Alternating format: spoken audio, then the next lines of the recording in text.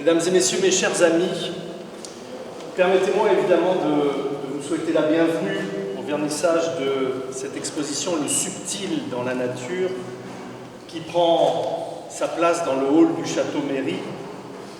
Alors cette exposition, elle vient faire suite à la précédente organisée par la Fondation Rampe, Le Soleil se lève.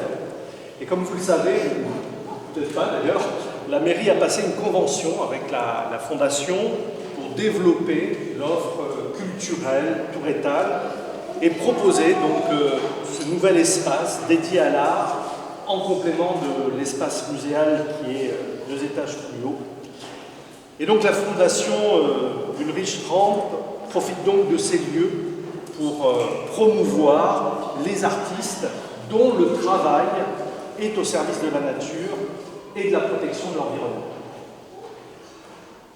Alors avec cette exposition le subtil dans la nature, Ulrich, vous nous proposez une série picturale reflétant une vision fine et à droite du vivant. Vos tableaux reflètent l'harmonie et la beauté des paysages que vous avez peints. Vos œuvres trouvent inspiration dans les couleurs et les paysages azuréens baignants de lumière.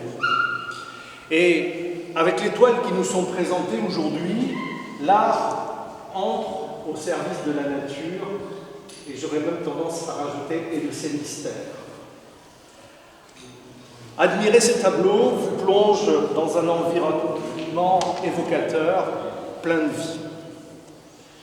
Le subtil dans la nature est donc une invitation à la rêverie, au voyage, à la poésie et à l'apaisement.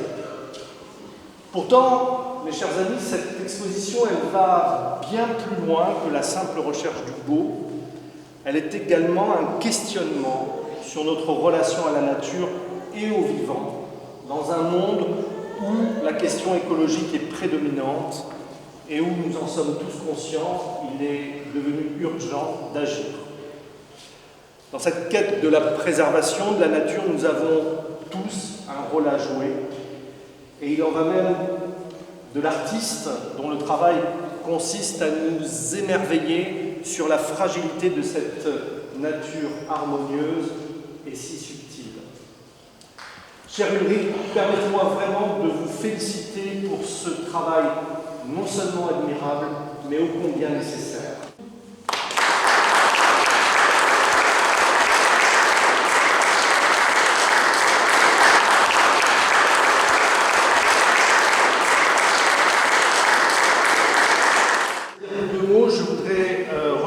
Toutes les personnes qui ont contribué à la réalisation de cette exposition. Je pense notamment avec Olivia, qui est en face de moi, notre chargée de mission culturelle, mais aussi aux services techniques qui ont accompagné l'installation des œuvres. Merci également au groupe de jazz Manouche, Swing & Co, pour l'animation musicale, rendant encore plus agréable la découverte des œuvres. Je vous remercie vraiment tous sincèrement d'être présents ce matin autour du travail d'Ulrich. À présent, je vous invite, après les quelques mots de monsieur l'artiste, de boire un verre de l'amitié. Passez une agréable journée et un beau vernissage. Merci à tous.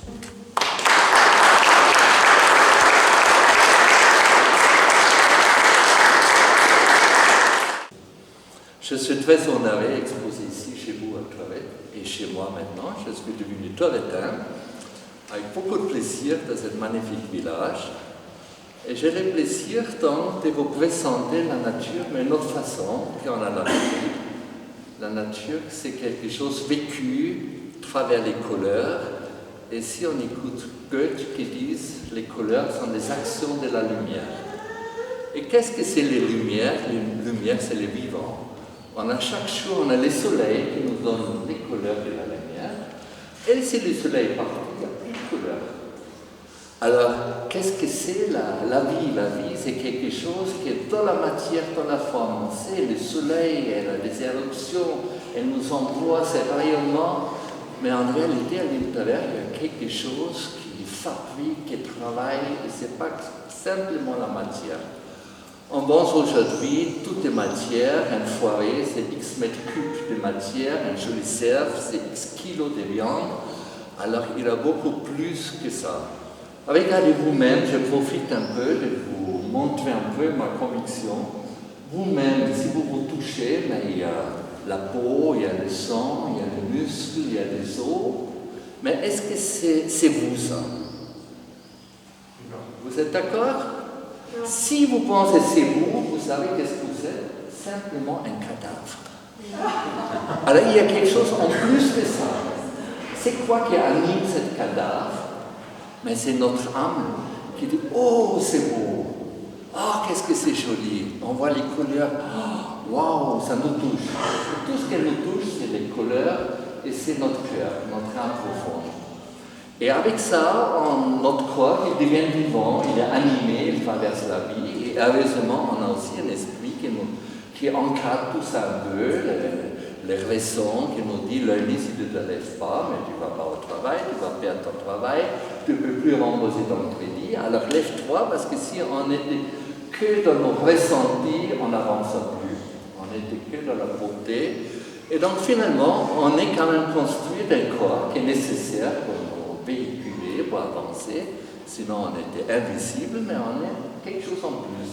Et ça, avec la nature, c'est la même chose. Chaque chose est vivante. Et si on comprend ça, on n'a plus besoin de faire des efforts. Avec nous-mêmes, avec notre cœur, on respecte la nature. On ne fait plus des massacres, on est beaucoup plus respectueux sur tout ce qu'on fait, que notre comportement, notre relation aux êtres humains, mais aussi à la nature. Et ça, c'est un peu l'objectif, à travers les couleurs de vous faire toucher. Vous savez, la matière, c'est la forme, les carrés. Et à l'intérieur de la forme, il y a la vie, le vivant. Et c'est ça qui fait, après tout ce qu'on voit, les arbres, les plantes, les animaux et les êtres humains, on fait tous partie d'un tout. Pierre Rabhi avait la gentillesse de dédicacer les livres qui remontent à l'extérieur, 2 semaines avant son décès. Et il a dit, on est tous les enfants de la nature. On fait partie du tout. On n'est pas quelqu'un à part qui possède la terre et la nature. On est intégré là-dedans. Et honnêtement, je ne m'en fais pas de soucis pour la nature parce qu'elle a du temps. Elle a dans 5 millions d'années. Il y a une nouvelle ère qui va naître. Je m'en fais plus de soucis pour nous-mêmes. Est-ce qu'on va arriver de continuer de faire ça qu'on fait à long terme? Donc je pense que c'est plutôt l'homme, la prochaine espèce en extinction. À voir, chacun à voir lui-même. Voilà, et pour arriver à ça, je me dis, il faut réveiller les gens à une nouvelle relation avec la nature. Et cette relation, j'ai essayé de vous montrer à travers la peinture, qu'il y a aussi les cœurs qui participent. Aujourd'hui, c'est que la tête qui calcule, qui rationne, qui voit sa positivité, mais il manque la participation des cœurs en disant « Oh, qu'est-ce que c'est joli, qu'est-ce que je souhaite aussi de conserver. Je sors le matin, je suis toute contente de voir le soleil qui s'élève parce que qu'est-ce qu'on fait s'il n'y avait plus de soleil? Vous avez imaginé déjà. Et on n'est jamais content, je ne sais pas pourquoi, mais il y a toujours quelque chose qui manque. Alors moi, je pars avec un principe qu'on a tout ce qu'on a besoin, et ça qu'on a. C'est ça qu'on n'a pas besoin. Donc vous imaginez, vous êtes toujours dans la plénitude. Donc j'essaie de montrer ça un peu avec la peinture. La peinture vous invite à entrer, de voyager, d'aller plus loin. Et en réalité, c'est un miroir dans lequel vous voyagez en vous-même. En gros, c'est tout miroité de vous-même. Et on a un peu perdu cette introspection, cette vision de notre âme. On est trop dans la tête. La tête, c'est la forme, c'est la géométrie, c'est l'abstrait, c'est la comptabilité, c'est les chiffres. Et tout ce qui est à côté, il y a notre âme qui a soif de tout nourrir avec les couleurs, la bonté, la beauté, la harmonie. Ça, c'est notre âme qui se nourrit. Et donc, notre société, elle vient un peu courte. Donc, je me dis, tiens, ma mission, ça va être faire des peintures qui nous réveillent à nouveau cette côté, notre âme. Notre côté enfant aussi. On a tous perdu. Et on va essayer de la retrouver. Donc, vous avez l'occasion de se baigner là-dedans, dans la lumière et dans les couleurs. Chaque jour, vous pouvez venir ici. Et voilà, et je vous remercie déjà de commencer aujourd'hui.